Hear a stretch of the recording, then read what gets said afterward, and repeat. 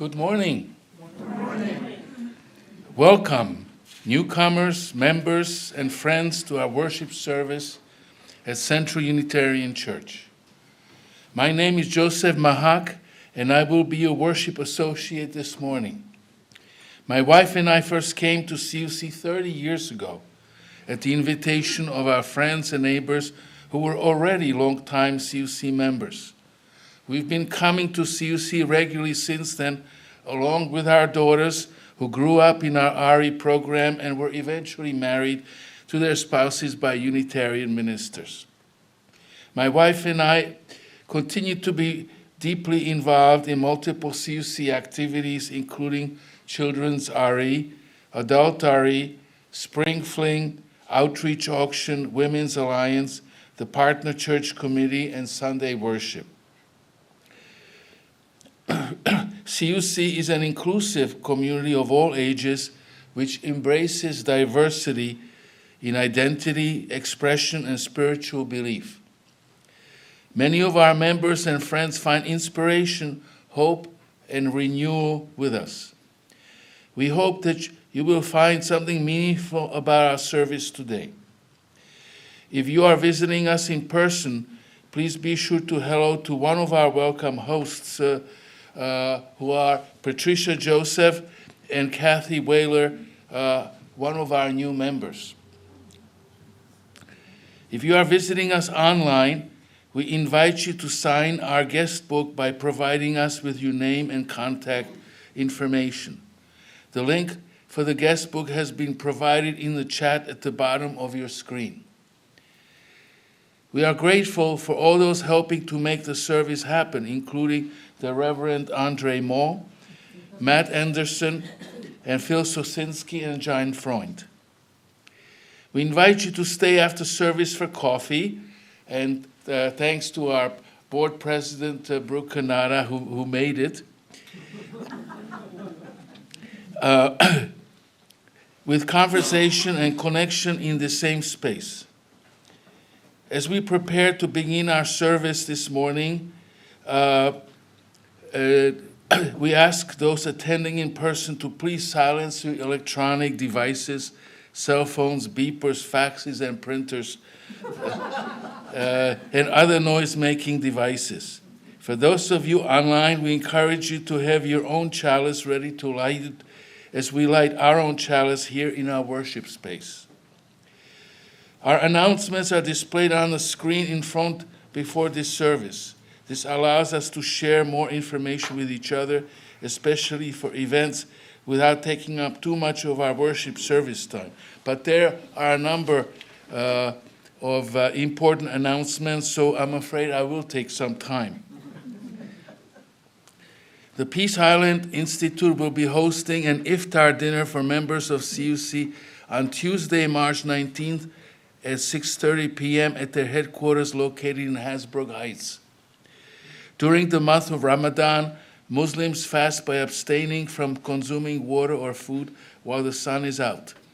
Iftar, or fast-breaking, dinners take place each night once the sun sets.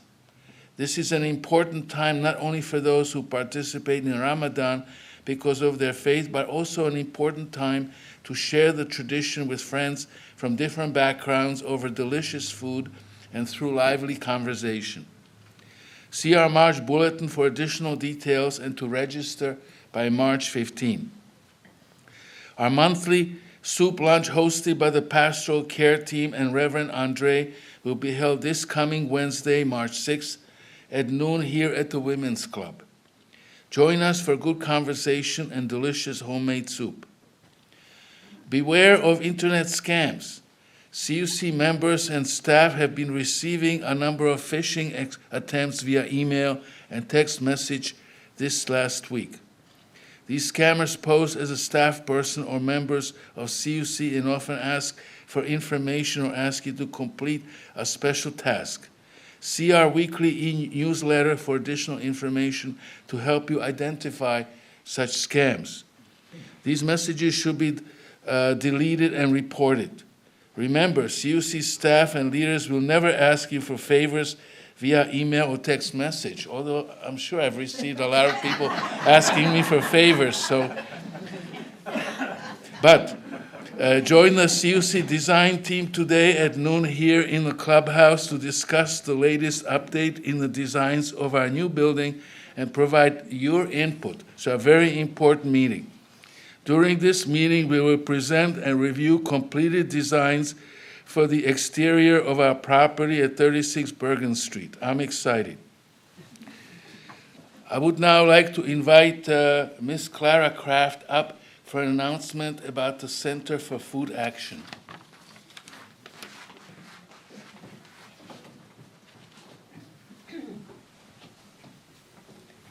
Hello, my name is Clara and I'm here to announce the final result of February's food drive. I'm proud to announce that we raised $1,300 and collected 8 bags, plus there's some in the back, of groceries. Thank you to everyone who contributed. In addition, I'd like to give a special thanks to Carol and Bill Hoffman for bringing the bags to the CFA. This $1,300 has surpassed my goal by $300. Thank you so much, and I hope next February you consider donating again. I know these donations will help people in need.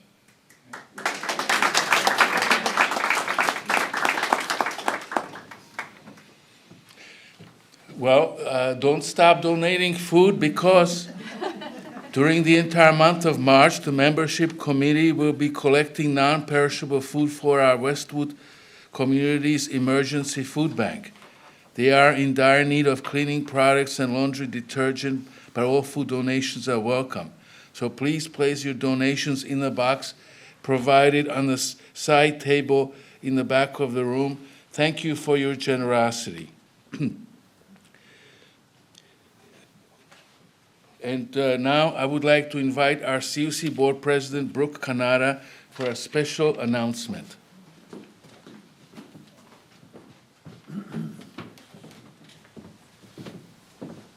Good morning, everyone.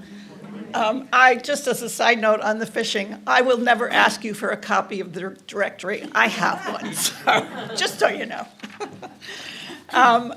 Well, it's been an exciting week, an exciting year here at CUC. And we are proud to announce that since we have signed our purchase and sale agreement almost a year to the day, that we got the keys handed over to us this week. So we are now the proud owners of 36 Bergen. Yay!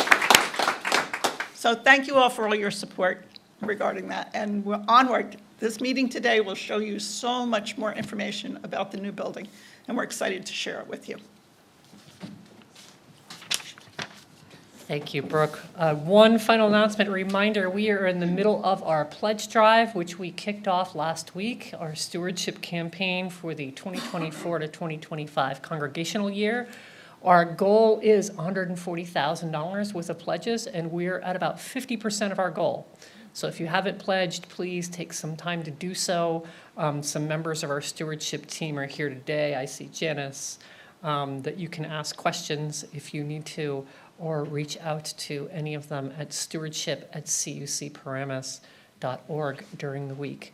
A reminder, our pledges are one of the best ways that we can anticipate our income for the coming congregational year, knowing what donations we're going to get. So your donation helps support our operating budget and all that we do here at CUC. And so, with all of those announcements that we've had this morning, let's move more into worship mode. Why don't we take a moment to turn to each other and greet your neighbor. Good morning, neighbor. Hello. Good morning, neighbor. Yes, we coach her. You gotta go for it. Yeah.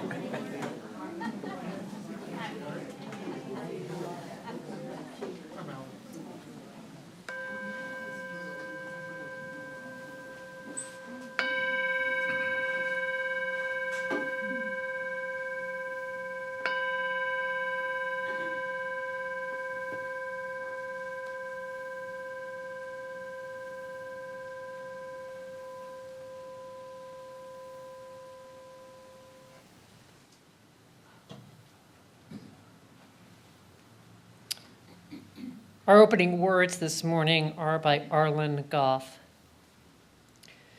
Thresholds. We cross them every day, from room to room, from outside to inside and back again, from here to there, from anywhere to everywhere, from age to age. Each threshold offers an opportunity for change, for renewal, for transformation, from what we were and what we are to what we can be.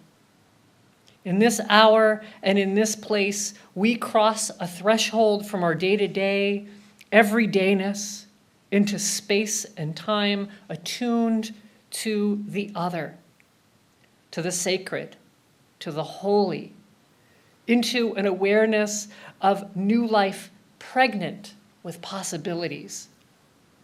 How will we be renewed in this moment?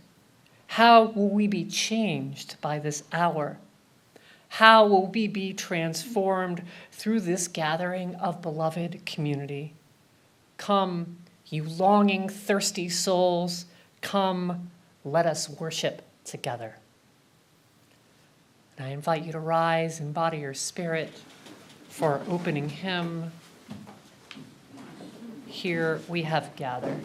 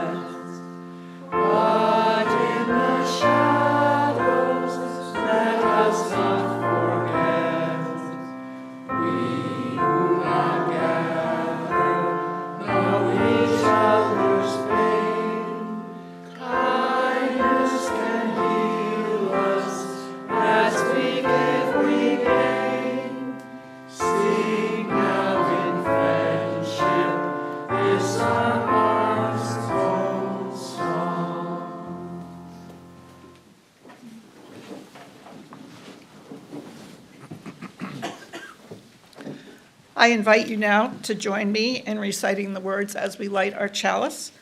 We light this chalice to remind us of our dreams, to nourish our heart, mind, and spirit, to work towards a better world for all, to embrace the whole of our human experience, to honor our past and our gifts of the present, to create a community where each of us may find healing, transformation, and hope.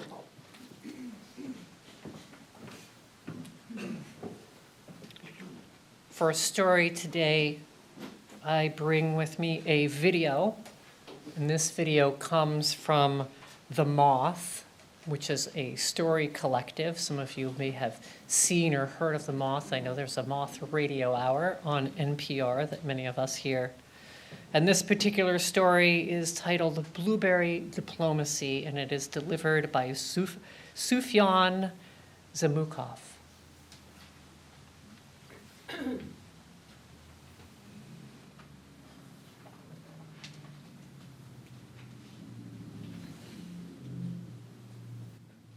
Last summer, my girlfriend Margarita and I were in North Carolina, and we stopped at a fruit stand. And suddenly, another customer, a blonde woman about my age, announced to nobody in particular, "I have blueberry bushes at home that need picking." Now I'm an introvert with strict rules towards strangers. Never talk to them. Never ever believe them. And never ever, no matter what, follow them. Only before I knew it, my girlfriend, who is an extrovert with a completely opposite sets of rules, introduced us to her new best friend, Terry. And to my horror, we were following Terry's car to pick blueberries.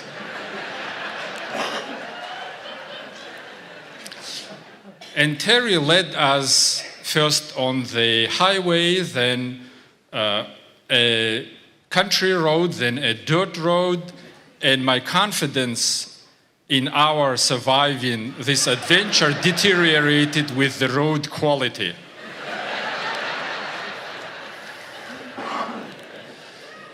As Terry's car stopped at a lonely standing house, I heard loud dog barking. "Yay, you've got dogs," my girlfriend exclaimed. "Can we pet them before we pick blueberries?"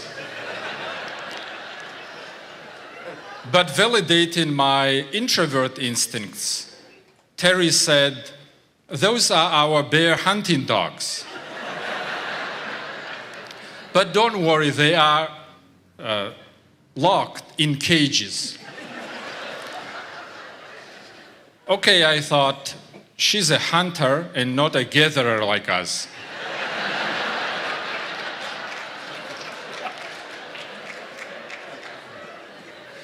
And my girlfriend said, "I wonder if bears eat blueberries," while I wondered if hunters eat gatherers.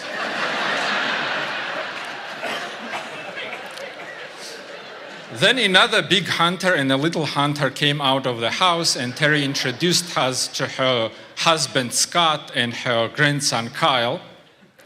And to Margarita's delight, Kyle, a 7-year-old boy, was carrying a cute puppy that also made me feel safe, thinking, they're not going to traumatize the puppy and get away with us in front of it.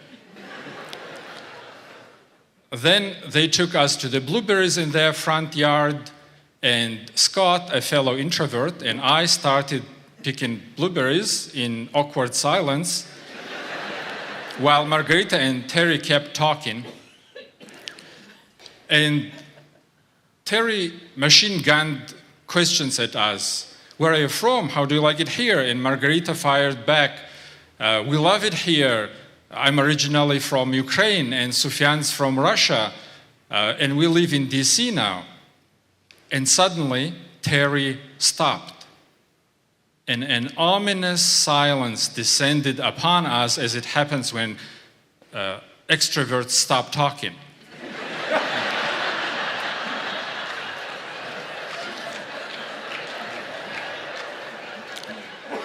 And Terry suspiciously asked, "Are you liberals?" Oh, I thought, this can't be good. And that's when Margarita said something that deserves #sheer admiration. "Would you still let us pick blueberries if we were?" she said in her charming way. That broke the ice. Terry laughed, of course, and instantly resumed her interrogation about everything, from President Biden's age to mine. To dodge the politics, I told her mine. "We are the same age," she said. This is incredible. We have so much in common. I've never had such a nice conversation with liberals before. Scott took a selfie of all of us, including the puppy. Terry gave us goodbye bear hugs, and Margarita and I drove away back toward liberal democracy. Margarita checked her phone and said, Terry just sent me a friend request and she posted our picture. Listen to what she wrote. And she read it to me. Today, my faith in humanity was restored. Met these two, they're Democrats, we're Republicans. She's from Ukraine, he's from Russia. Two different sets of people communicated mutually. That's what the world needs today. And I agree with Terry. She and Margarita changed my perspective. Now I believe in talking to strangers because they might surprise you if you keep an open mind. And I also believe in blueberry diplomacy that might change the world.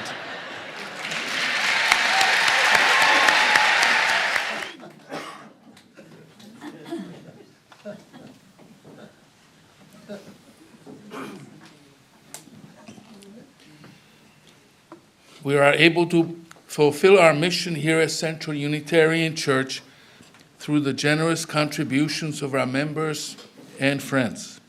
Your financial gifts help us to maintain our operating budget, which includes paying for our staff and programming.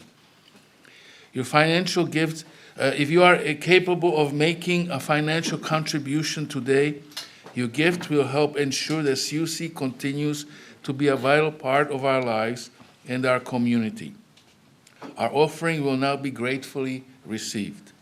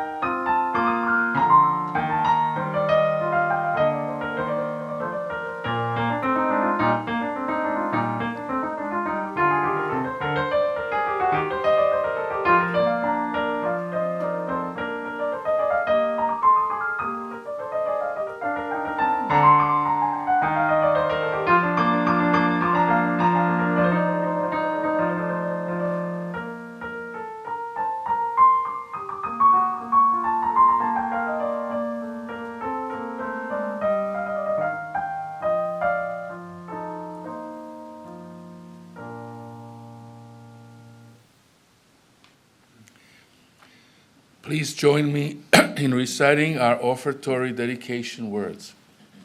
We dedicate these gifts in service of our mission to welcome all into a home of spiritual diversity that challenges us to become our best selves, to minister to one another in love, and to serve the greater community.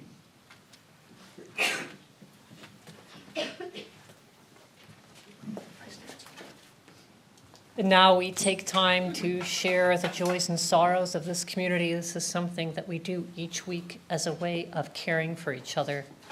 I'm going to start with a number of handwritten joys and sorrows that were submitted ahead of time. I will also read out loud any joys or sorrows that are submitted via chat for those of you that are online. And then I will turn back to this room and invite you to share out loud the name of anybody else you're holding in your heart this morning. So let's begin by centering ourselves. Let's take a moment to focus on our breath.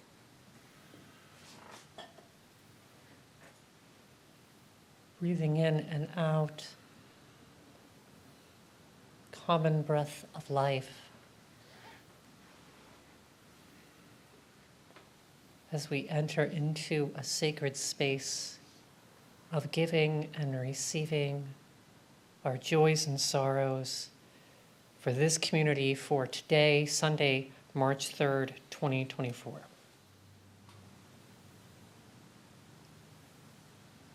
Spirit of life. In you, we remember that all is change, and whatever changes, changes us. In the words of writer Octavia Butler, may we accept the images that God have provided. They are everywhere in everything. God is change, seed to tree, tree to forest, rain to river, river to sea, grubs to bees, bees to swarm, from one, many, from many one, forever uniting, growing, dissolving, forever changing. The universe is God's self-portrait. Whenever something new begins, O Spirit of life, something is lost. Whenever something is lost, something new begins. So goes the rhythms of our lives. We cannot be help but be transformed by the transforming world. May we remain attentive to the changes around us. May we shape that change as we can for the common good. May we be open to the ways such efforts will change us. All is change, so goes life. Shape it. So may we find hope for the future. Blessed be, and amen.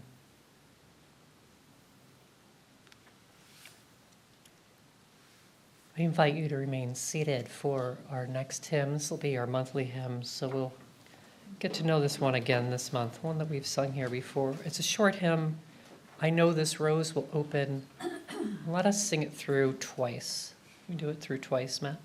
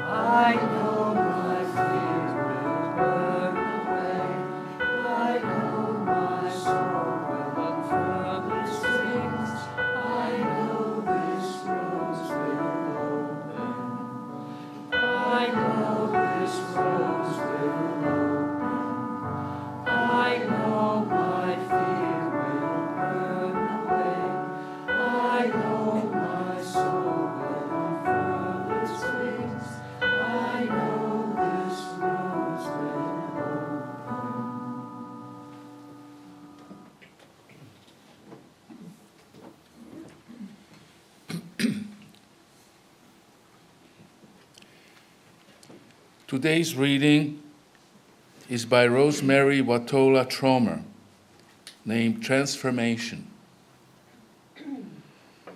I need a rainstorm on the inside, the kind that relentlessly pours, the kind that rearranges everything, leaves nothing untouched. I need a deluge that drowns out any voices that would offer easy answers. I need a cloudburst to flood everything I think I know, that carries me until I, too, am current. Have I gotten so dry inside, so brittle and sure?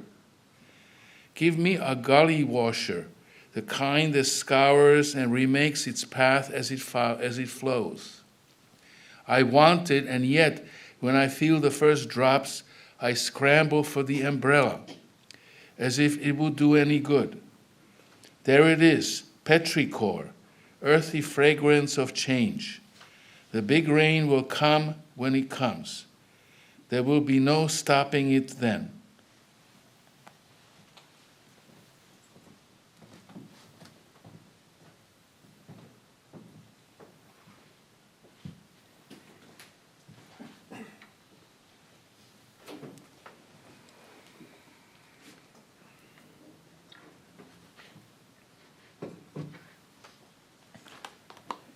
The day of February 2nd, 2023, a little over a year ago, forever changed Flacco's life. Phil, can we have a picture of Flacco up here on the screen?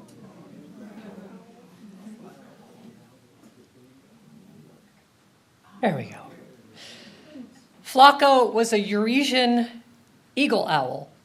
He's one of the largest owls in the world, with a wingspan of over 6 feet.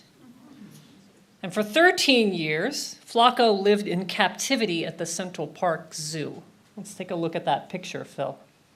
Here he is in his confines within Central Park Zoo.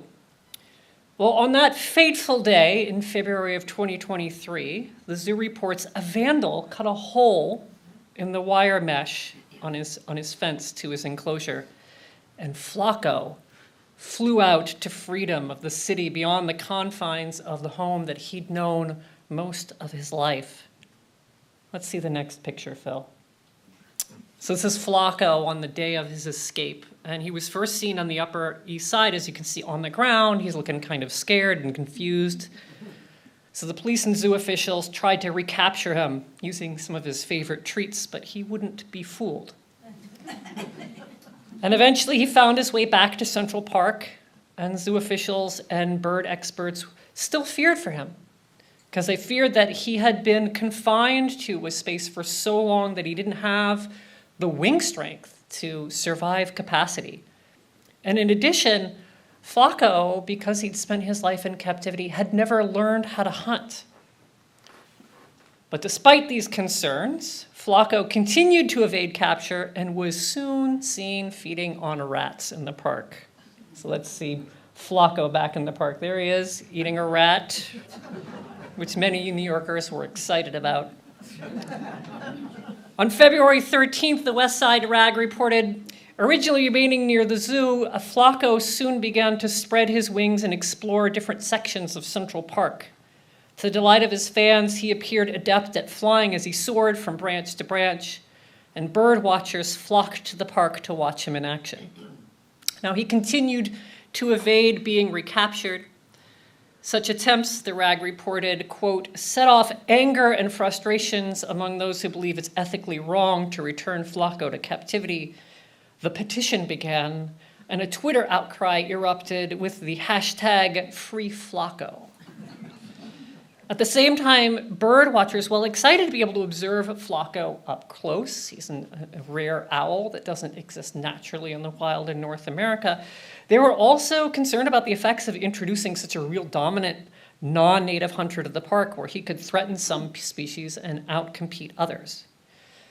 And then, of course, there were the dangers in the city for any owl. He might fly into a building. He might get hit by a vehicle as he swooped down for prey, which is actually something that happened to another beloved owl celebrity in the city, Barry, the female barred owl, who got hit by a vehicle in 2021. But by the end of February, a month out in the wild, Flacco had proven that he could survive on his own, and he developed quite a following. By early November, he was spotted not in Central Park, but downtown in the East Village. Let's take a look at that next picture, Phil. So here he is hanging out in the East Village. And many people also reported hearing Flacco hoot. So even if you didn't spot him, you could hear him each evening high up, hooting out into the city. Let's see another picture of him. There he is up on a roof. Perhaps he was expanding his territory, or he could have been looking for a mate. These were some of the theories of why he was flying out. But unfortunately, he was the only Eurasian eagle owl in the wild in all of North America, so finding a mate was probably not going to happen. And after a short visit down in the village, he settled back on the Upper West Side, where he was often spotted around the neighborhood. Let's take a look at the next picture. So, hanging out in the urban landscape, sight of this majestic creature was inspiring, awesome, and occasionally surprising, such as in this next picture. Imagine waking up and opening your curtains and finding Flacco there, as this photographer did. Still, people wondered and hoped that Flacco would survive. The longer he remained free, the more his resilience became apparent. Yet the question lingered, was he safer living free in the city or within his exhibit at the zoo? And clearly, regardless of the answers people had to this question, Flacco's life had most certainly been transformed. And transformation, whether it happens in humans or our non-human siblings, transformation, I think, calls to us as human beings. It inspires us. The New York Times reported, Flacco was a muse to all kind of artists. People got Flacco tattoos and wrote rap lyrics and poetry about him. The Colombian-born artist, Calicho Arevalo, painted a number of Flacco murals. Here's one right there. So there was art all around about Flacco. People were inspired by his transformation to freedom. And you know, transformation has a spiritual dimension to it. It remains central to many religious traditions, which focus on transforming your life to reconnect with God, Allah, the earth, the universe, our fellow human beings, about reconnecting with something beyond our lone individual selves.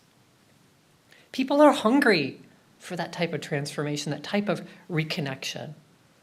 But it doesn't just happen. It requires hard work, intention, and change. We've referred a lot through our services about the UUA Article 2 Study Commission's latest articulation of our shared values as Unitarian Universalists. And their latest statement explicitly names transformation as one of our shared values, as a value. The statement declares, we adapt to the changing world. We covenant to collectively transform and grow spiritually and ethically. Openness to change is fundamental to our Unitarian Universalist heritage, never complete and never perfect. And pieces of this statement can be found in various ways in our existing principles and sources that we've been using for decades, yet the word transformation hasn't explicitly been used until now in this new articulation. And the claim in this statement, this new statement from this study commission, that openness to change is never complete and never perfect, points directly to the work of an important 20th century Unitarian theologian, James Luther Adams. Adams, in an effort to define liberal religion, pointed toward the value of change in our tradition. Adams noted that in liberal religion, revelation is never fixed, right? We're not automatically or permanently saved by embracing a specific set truth or creed. Instead, for us, revelation remains incomplete. We always remain open to discovering new truths and being changed by them. And part of that openness includes allowing ourselves to be changed by the changing world around us, to adapt to the shifts that come with human evolution. Such openness to change is what allowed Unitarian Universalism to embrace things like science and other world religions. It allowed us to morph into something that was more than just a Christian religious tradition, but one that embraces all religious traditions and paths. Again, this sets us apart from more conservative religious movements that tend to resist change, especially changes imposed from the outside world.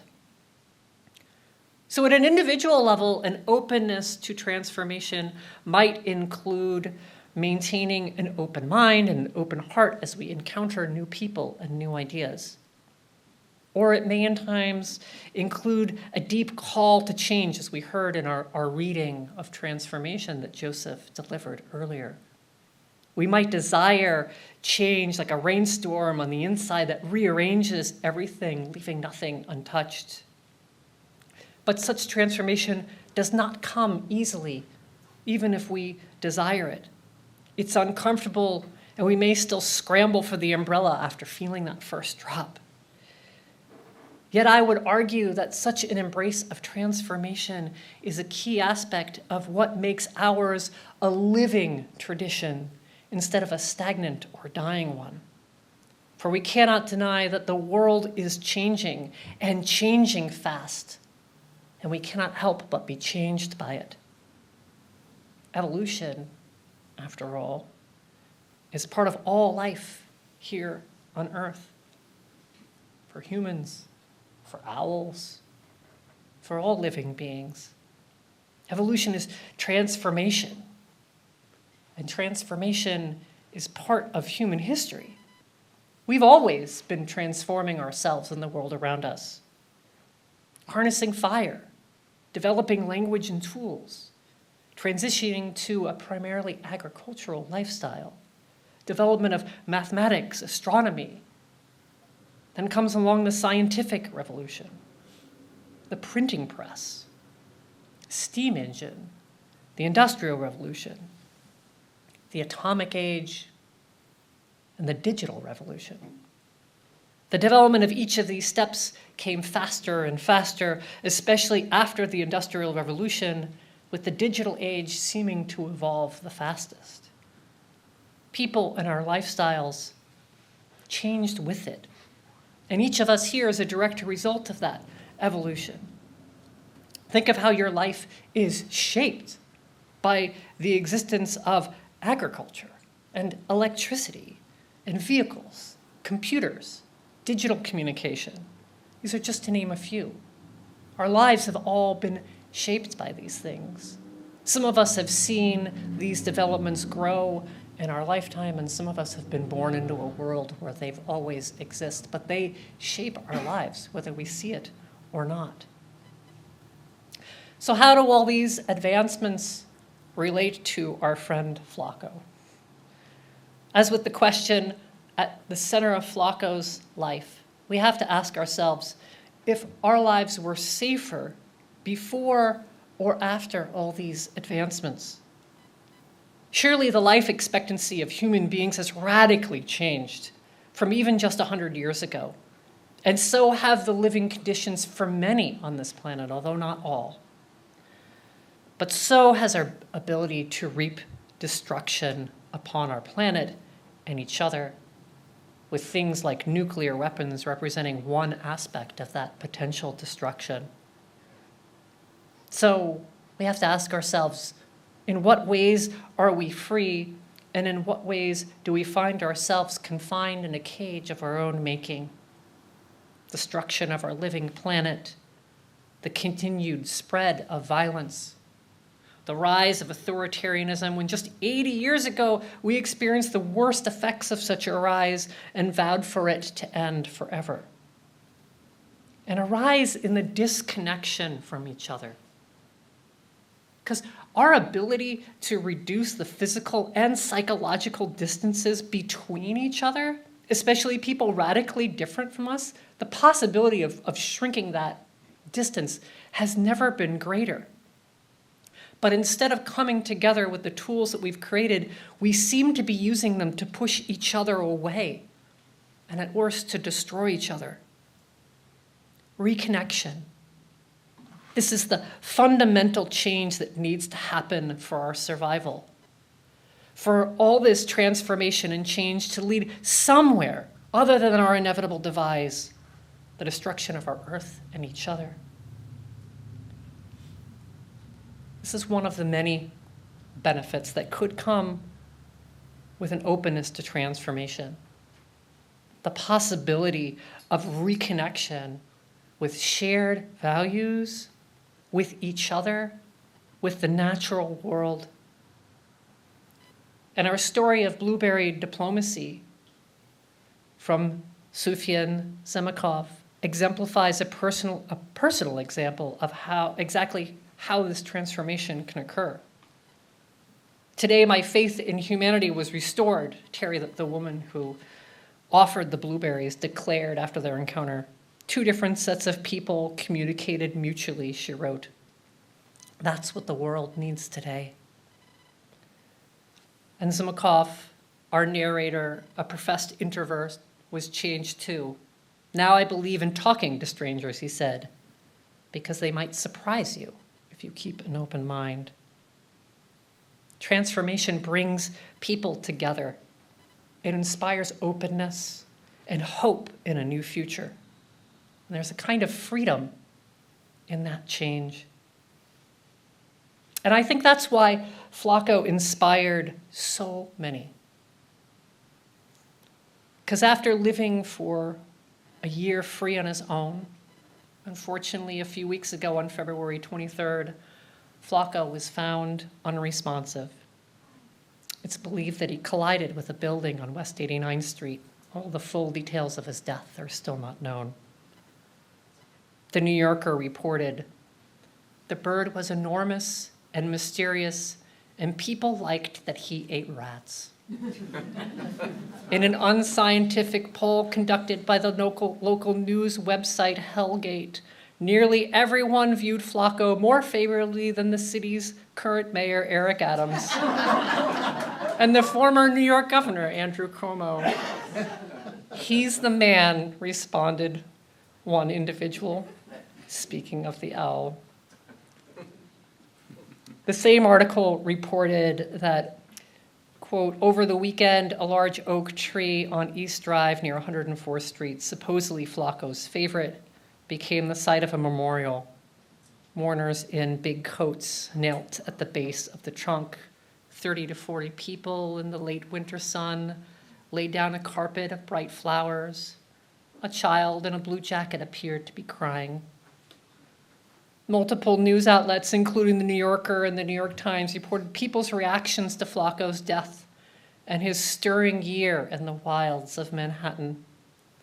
"This morning," one woman reported, "I felt like I lost a friend." Another shared that Flacco inspired him to change his own life. "He quit a job that made him unhappy and started his own company. He was my therapy," he said. "Flacco helped me to find freedom." People shared sitting beneath Flacco's tree, watching him, taking photographs of him or drawing pictures of him. Some even stopped to say, "I love you." Many reported Flacco bringing their neighbors together or making friends with strangers who got together to see him. Let's see one more picture of Flacco there, Phil. So still in death, deep questions of Flacco's life linger, perhaps forever remaining unanswered. Is his death a tragedy brought about by the vandal that tore open his cage, as the zoo suggests? Or was his year of freedom and survival in the harsh environment of the modern city a miracle? Now, does loving an escaped owl who's living in the harsh environment of New York City or blueberry diplomacy directly fix our major problems of the world? No. But I don't know how to solve the immense problems of this world as a human species without a reconnection. And that's the transformation we all collectively cannot live without. In 1965, Bob Dylan wrote these words: "Come gather round, people, wherever you roam, and admit that the waters around you have grown, and accept it that soon you'll be drenched to the bone. If your time to you is worth saving, and you better start swimming, or you'll sink like a stone, for the times they are a-changin'." Like our poem that Josef read earlier, his lyrics use the metaphor of water to represent change, except this change is all the change that is happening around us, and this change, instead of flowing through you, has the power to drown you. And if the time to you is worth saving instead of sinking like a stone, you better start swimming, Dylan warns us. He was capturing a time of growing change in the mid-60s, a time not unlike now, with so much rapidly shifting around us. Like then, if we don't change, if we don't swim, if we don't embrace transformation, we too will sink like a stone. In these rising waters of disconnection, we need not drown. We can learn to swim. We can change. We can learn to reconnect. Reconnect with each other as in blueberry diplomacy. Reconnect with the majesty of our natural world like Flacco the owl. Reconnect with ourselves. And as part of our faith tradition, we don't need to do this work alone. Unitarian Universalism in this way can serve as a saving lifeboat, bringing people through the rough, rising seas to a new shore, and adapting to a changing world in ways that bring out more connection, more love, and more joy. A new world that, like us, is never complete and never perfect.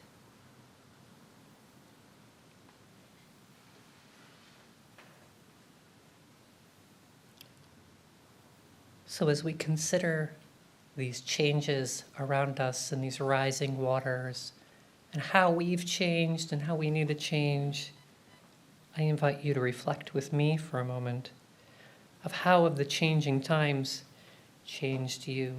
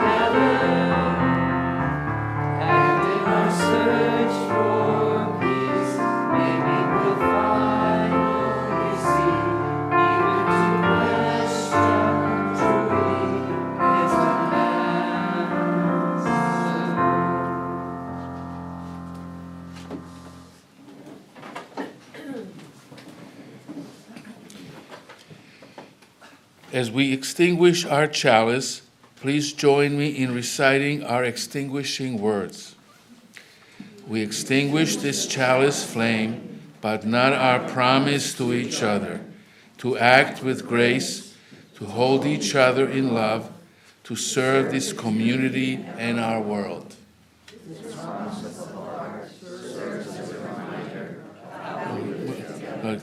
May it bring joy to our collective lives.